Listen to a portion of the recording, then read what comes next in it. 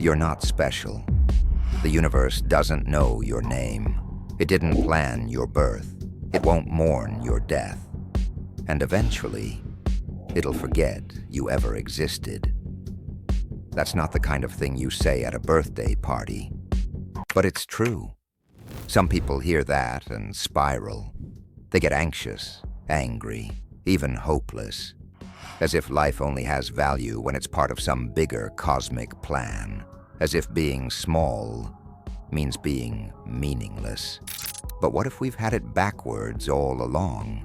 What if the indifference of the universe isn't a curse, but a kind of freedom? We live in a world that loves meaning.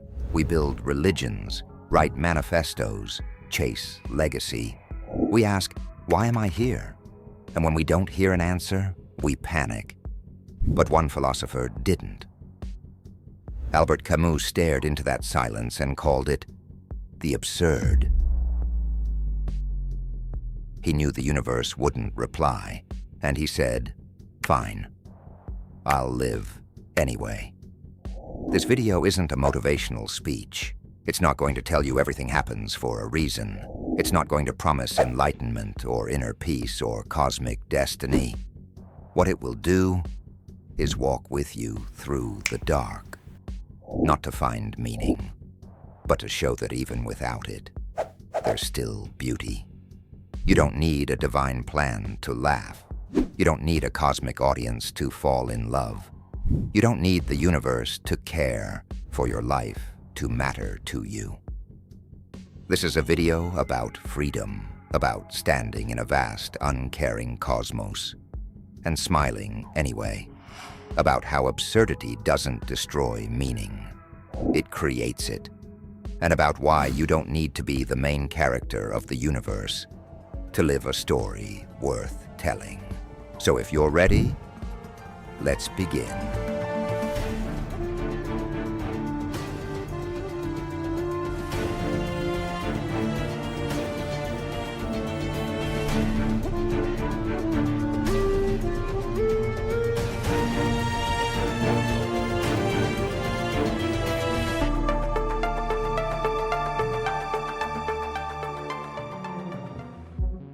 Absurdism begins with a simple truth. We as human beings are wired to seek meaning in love, in death, in stars, in suffering. But the universe remains silent. No answers, no grand design, no final why. This creates what philosopher Albert Camus called the absurd. Not absurd as in silly, but absurd as in tragic cosmic misalignment. A clash between two truths, that we desperately search for meaning, and that the universe doesn't owe us any. This isn't a flaw in logic. It's not something to fix or solve. It's simply the human condition. Camus didn't invent this conflict, but he gave it shape. He called it out for what it is, the fundamental tension of being alive. Absurdism, then, is the worldview that recognizes this tension and asks, what do we do now? Do we lie to ourselves with comforting illusions? Do we despair and give up? Or do we rebel by living anyway? It's important to clarify, absurdism is not nihilism. Nihilism says life is meaningless and stops there. Absurdism agrees that there is no inherent meaning, but it refuses to stop. It insists that life can still be lived, even joyfully, within that very lack. This is the starting point, not a conclusion, but a spark. A recognition that we live in a world that doesn't explain itself, and that maybe that's what makes life interesting.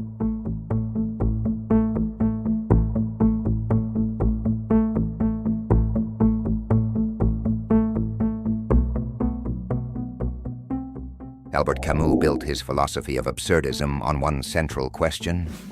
If life has no ultimate meaning, is it worth living at all? To him, this wasn't abstract, it was urgent. The temptation, when faced with the absurd, is despair. To say, if nothing matters, then why continue? But Camus rejected this answer outright. Suicide, he argued, is not a solution. It only avoids the very tension that defines our existence. Instead, he gave us a story, the ancient Greek myth of Sisyphus. Sisyphus was condemned by the gods to an eternal punishment. He would push a massive boulder up a mountain, only to have it roll back down, again and again, forever. To most, this is a symbol of futility, a cruel joke, the definition of meaningless labor. But Camus saw something else. He saw Sisyphus not as broken, but as defiant. Yes, the task is endless. Yes, the stone will always fall. But each time Sisyphus walks back down the mountain, he owns his fate. The struggle is his. And in that recognition, Camus tells us, we must imagine Sisyphus happy. Not because the struggle disappears, but because he embraces it. There is no appeal to the gods, no illusion of escape, only the dignity of continuing anyway. This, for Camus, is the heart of rebellion, finding joy not in outcomes, but in the act of living itself, not in defeating futility, but in standing tall within it. And so the image of Sisyphus becomes more than a myth. It becomes a mirror, a symbol of how we might carry our own burdens. The stone will always roll back, and yet we keep pushing.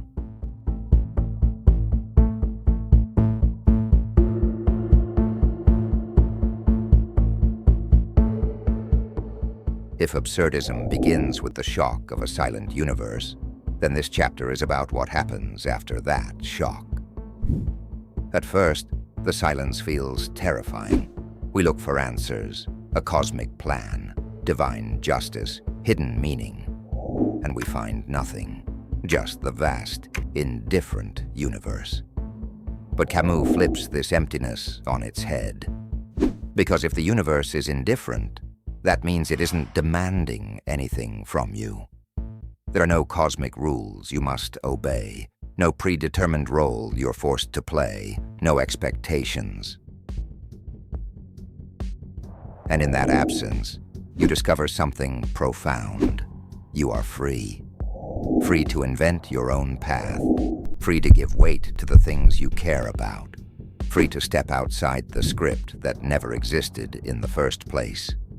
Think of life not as a stage with lines already written, but as a blank canvas. If there is no purpose waiting to be uncovered, then purpose is something you can create. Brushstroke by brushstroke, choice by choice. For Camus, this isn't despair, it's liberation. It means that joy is possible anywhere, because joy is not handed down from above. It is built by you. The indifference of the universe does not erase beauty.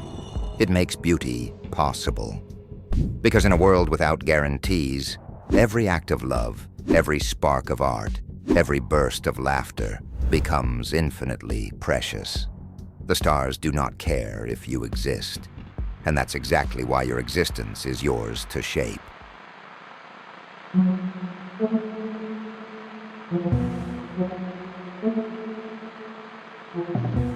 So what does all of this mean when you wake up in the morning? When the alarm rings, when the coffee brews, when life feels more like routine than philosophy? Absurdism reminds us that you don't need a grand life purpose to enjoy the taste of coffee, to laugh with a friend, to be moved by a painting, or to fall in love. Meaning is not a hidden treasure buried in the universe. It's something you live moment to moment. That's why Camus spoke of freedom not as an idea, but as a way of being. When you stop chasing after an ultimate script, life itself becomes play. You can pursue passion without asking whether it matters in the eyes of eternity. You can be curious without fear that curiosity is pointless. This doesn't mean ignoring reality. On the contrary, it means living sincerely, without illusions. You know life has no ultimate meaning, and still you choose to dive into it fully. Absurd freedom is not about escaping life's struggles. It's about engaging with them honestly, finding joy where it appears, creating beauty without permission, and recognizing that the ordinary, a song, a smile, a quiet evening, is enough.